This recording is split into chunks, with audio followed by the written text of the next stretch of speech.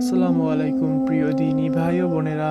শুরু করছি আমার পরম আল্লাহ তাআলার নামে, বিসমিল্লাহির রহমানির রহিম। আজ কোনো দোয়া কবুলের গল্প নিয়ে আসিনি।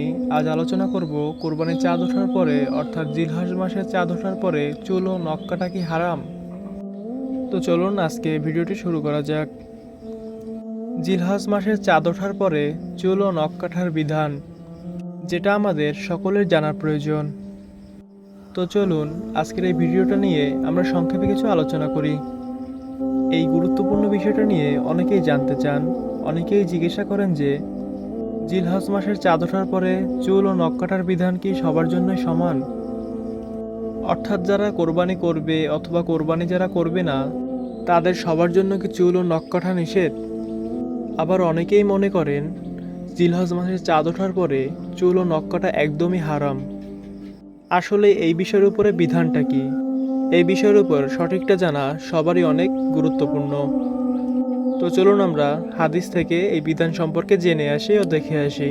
প্রথমে আমাদের দেখতে হবে রাসূলুল্লাহ সাল্লাল্লাহু আলাইহি সাল্লাম চুল ও নখ কাদেরকে কাটতে নিষেধ করেছেন। একটি হাদিসের মধ্যে এসেছে রাসূলুল্লাহ সাল্লাল্লাহু আলাইহি সাল্লাম বলেছেন, তোমাদের মধ্যে কেউ যদি কোরবানি দেওয়ার ইচ্ছে করে, তবে সে যেন জিলহজ মাস শুরু হওয়ার পর থেকে চুল ও নখ কাটা থেকে বিরত থাকে।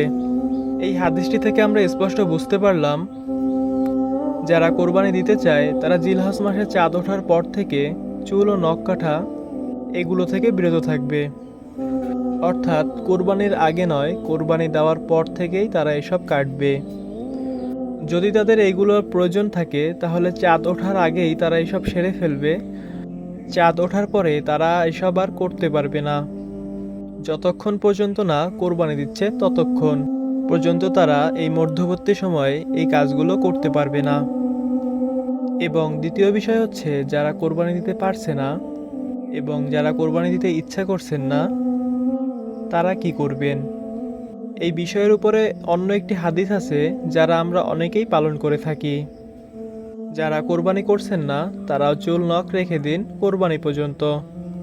এই হাদিসটি আল্লামা আলবানী রহমাতুল্লাহি আলাইহি তিনি বলেছেন, এই হাদিসে আমল করা যাবে না। আবার অনেক ইসলামিক স্কলার বলেছেন এই হাদিসটির উপরে আমল করা যাবে।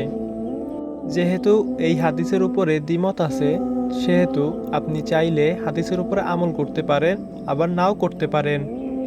যদি না করেন তাহলে কোনো সমস্যা নেই। আজকের ভিডিওটি এই পর্যন্তই। আমার জানা মতে হাদিস সম্পর্কে আপনাদের সাথে আমি প্রচার করেছি। আমার ভুল হলে ক্ষমার দৃষ্টিতে দেখবেন।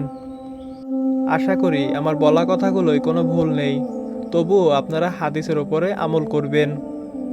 আমার ভিডিওটি যদি ভালো লাগে ভিডিওটিতে একটি লাইক দিবেন, কমেন্ট করে যাবেন আপনার মূল্যবান মতামতটি। আমাদের চ্যানেলে যদি নতুন হয়ে থাকুন চ্যানেলটি সাবস্ক্রাইব করে সাথে থাকবেন।